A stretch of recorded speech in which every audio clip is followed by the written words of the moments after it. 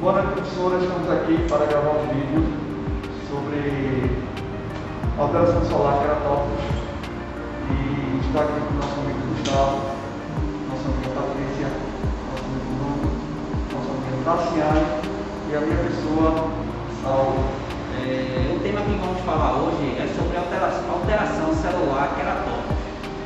Para entender o que é essa alteração, devemos saber que essa alteração é devida a uma lesão causada na própria célula, ou seja, a lesão celular ocorre quando as células são submetidas a um estresse tão severo que não são capazes de se adaptar, ou quando são expostas a agentes perniciosos, a hipóxia, a isquemia, agentes físico-químicos, agentes infecciosos e as reações imunológicas são algumas das causas da alteração celular. Quais são os principais tipos de alteração celular? Existem vários. Usualmente as células adaptam-se por diferentes alterações celulares que repercutem nos tecidos e órgãos, a saber, hiperplasia, hipotrofia, hipoplasia, hipertrofia, atrofia e metaplasia. Para entender, existem dois tipos de hiperplasia, que é a hiperplasia fisiológica e a hiperplasia patológica. A hiperplasia fisiológica é a proliferação de células de tecidos e órgãos que podem aumentar de volume. Exemplos são as gestantes, quando estão no processo de amamentação. Ali existe uma alteração celular, um acúmulo de células que vão se multiplicar, aumentando o tecido de tamanho. Em alguns casos, isso é natural do corpo, como o crescimento das mamas em pacientes do sexo feminino. Durante a puberdade ou mesmo durante a gestação e preparação para o processo de amamentação, normalmente só acontece a hiperplasia se o conjunto celular for capaz de sintetizar DNA, permitindo assim que ocorra a mitose, aquele processo de multiplicação celular. Já no caso de velhices, não existe essa multiplicação celular porque as células estão já cansadas. Ela não vai ter mais esse funcionamento multifuncional de processo de multiplicação. Já na hiperplasia patológica, a maioria das formas de hiperplasia patológica é causada pela estimulação excessiva das células, alvo por hormônios ou por fatores de crescimento. Eu vou falar sobre a hipoplasia. A hipoplasia é a diminuição da atividade formadora dos tecidos dos órgãos como pele e músculo. A diminuição desse tecido em determinado órgão ou parte do corpo afeta o local, tornando-se menor ou mais lento. Existem várias causas que ocorrem a hipoplasia, desde a malformação do desenvolvimento embrionário no útero até ações fisiológicas e patológicas. Na continuidade ao assunto, a gente vai falar sobre a hipertrofia. A hipertrofia é o desenvolvimento anormal de um órgão.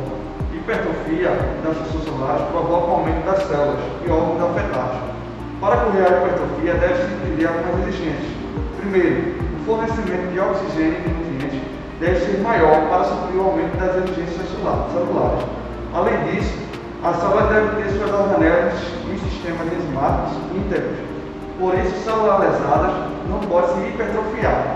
Órgãos e tecidos cuja atividade depende da estimulação nervosa só podem hipertrofiar se a inervação estiver preservada. É sempre uma forma de adaptação das células e dos órgãos frente a maior exigência de trabalho. Pode ser fisiológica ou patológica. A hipertrofia fisiológica ocorre em certos órgãos e em determinadas fases da vida, como fenômenos programados com a musculatura uterina durante a gravidez.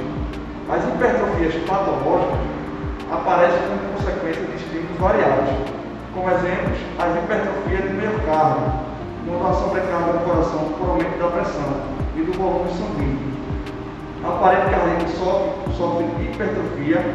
A hipertrofia também pode ocorrer por causa de estímulos hormonais sobre determinado tecido, como a hipertrofia endometrial e durante a fase estrogênica do ciclo menstrual.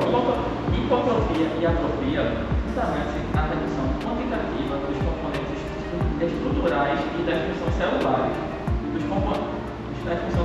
resultando em diminuição do volume das células nos órgãos atingidos.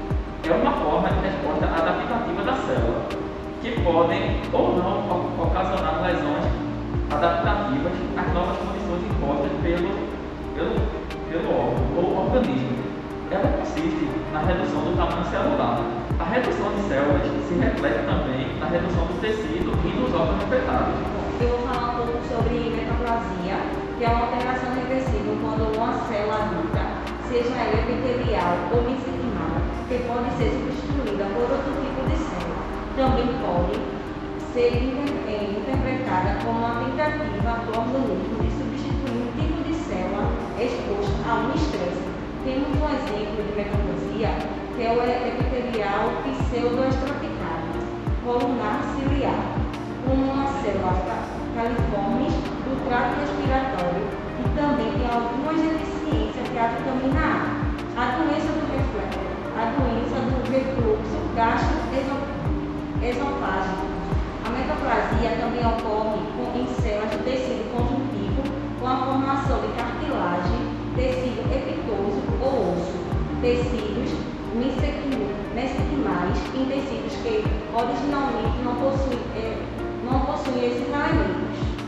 Pronto, concluindo as etapas das alterações do tipo melhor, indica um princípio de benignidade para a célula, entendeu? A questão de formação de alguma metaplasia, de questão de desenvolvimento para situações de DNA, proliferação de células anti-inflamatórias no processo de apoptose.